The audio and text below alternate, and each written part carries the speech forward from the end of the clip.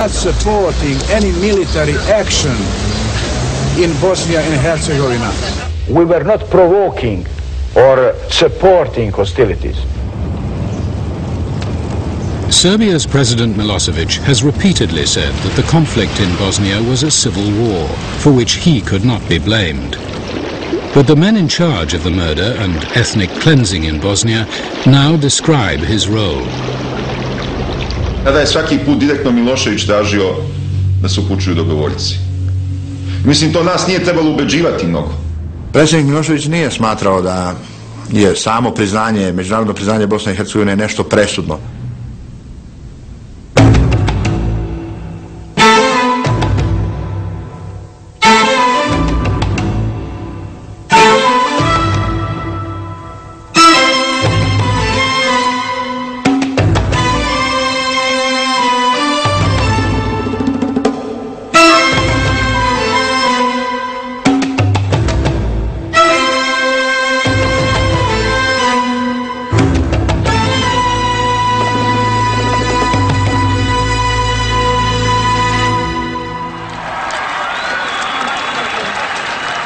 The Muslims of Bosnia felt threatened.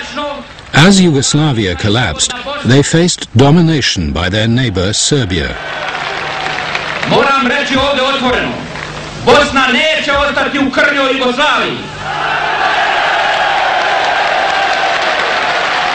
Drugim riječima, Bosna neće i ne pristaje da ostane u Velikoj Srbiji i da bude njen dio. But Izetbegović didn't speak for all Bosnians. 1/3 of them were Serb. They wanted Bosnia to stay in Yugoslavia, where most Serbs lived. In parliament, their leader issued a black warning. Nemojte da mislite da nećete odvesti Bosnu i Hercegovinu u pakao, a muslimanski narod možda u nestanak.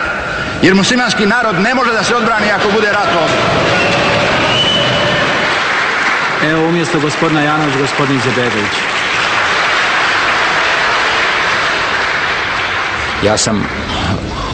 Osjećao sam da se približava pakao i kao da su se vrata pakla na trenutak otvorila i kao da jedan jezik onoga plamena malo prešao preko ni svih u nas u tom trenutku.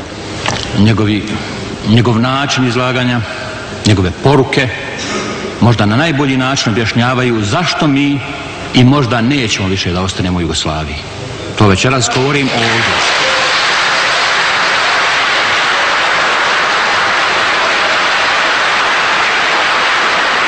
I još nešto. Takvu Jugoslaviju kakvu hoće gospodin Karadžić više niko neće. Neće više niko možda osim srpskog naroda. Očekivao sam da će doći do sukoba, ali nisam očekivao genocid.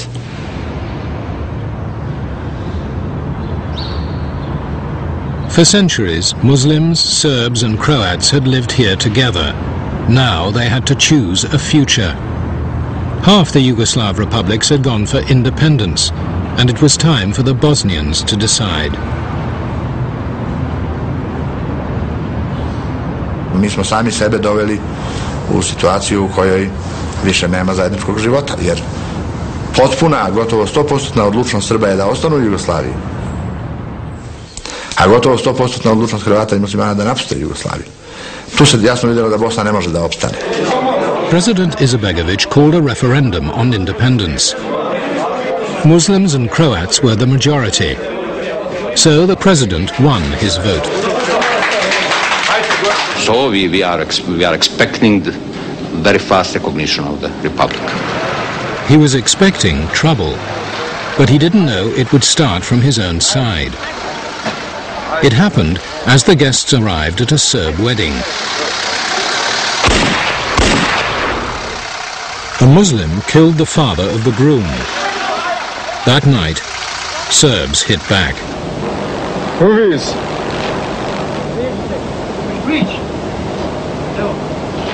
Their gunmen erected armed barricades all over the Bosnian capital.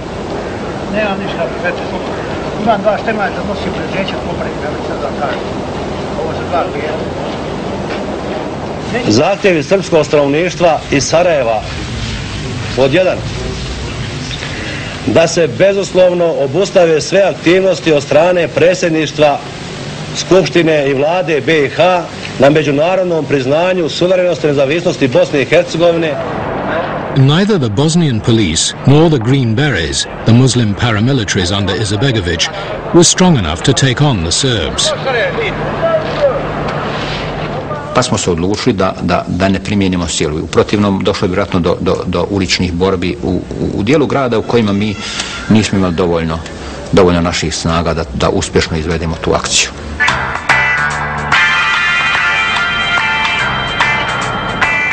The streets of the capital fell into the hands of the rival militias. The Muslims held the city center, the Serbs much of the rest, including the strategic heights, on which they placed heavy weapons. The people of Sarajevo saw war looming and begged their leaders to prevent it.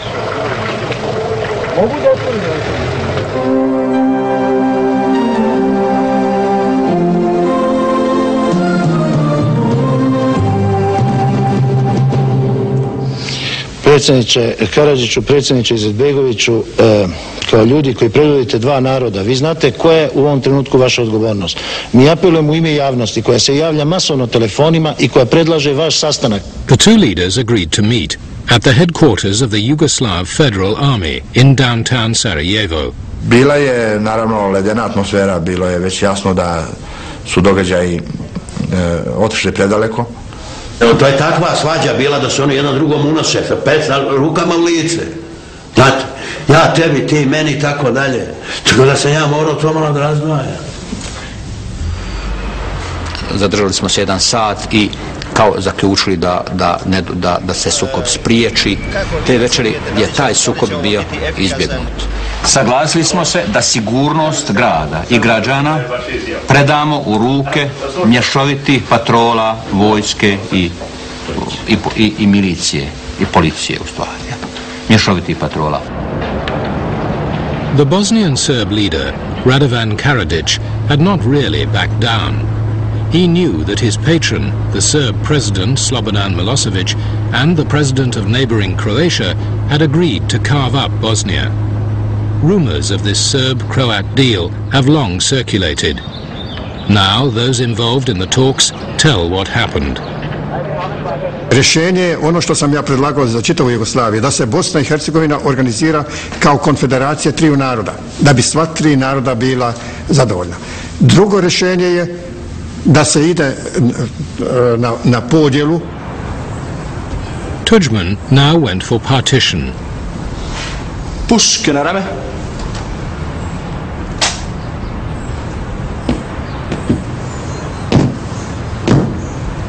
Na desno.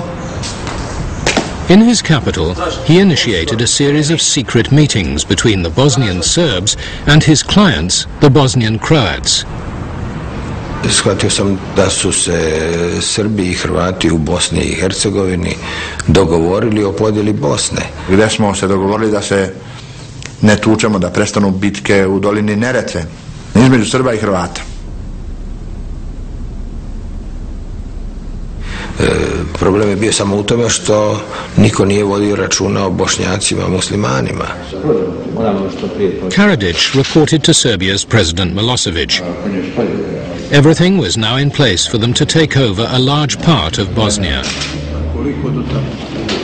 Predsjednik Milošević nije smatrao da međunarodno priznanje Bosne i Hercegovine je nešto presudno.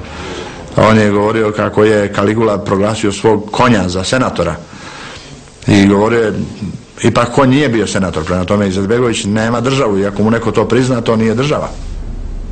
Milosevic controlled the Yugoslav army, but he was too clever to use it openly against Bosnia. He adopted a more devious approach. I razmatrali smo šta će se desiti u trenutku kada oni priznaju Bosnu i Hercegovinu i kad nas proglase agresorima, da je naša vojska tamo. Samo Milošević i ja smo o tome razmišljali. Nismo druge uključivali. I ocenili smo da mi moramo da predupredimo njih. They transferred every Bosnian Serb in the Federal Army to units in Bosnia.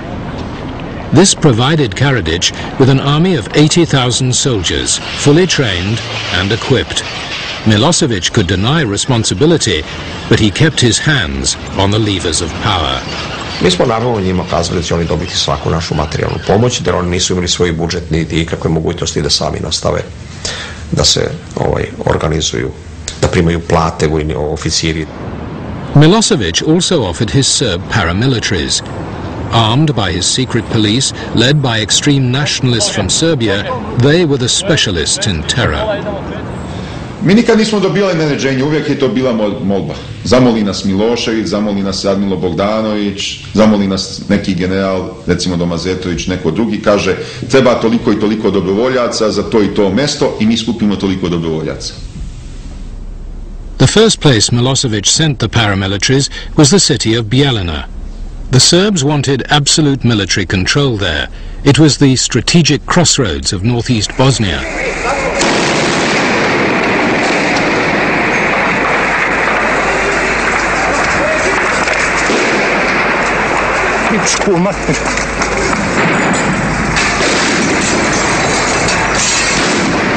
The heavily armed Serbs captured the city in 3 days.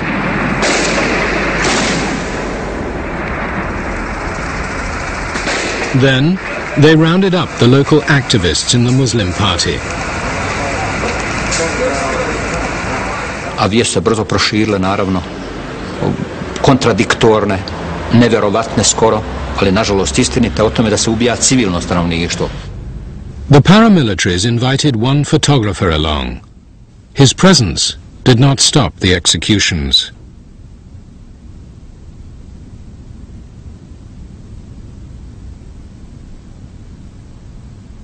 He caught this man's last plea to be allowed to live.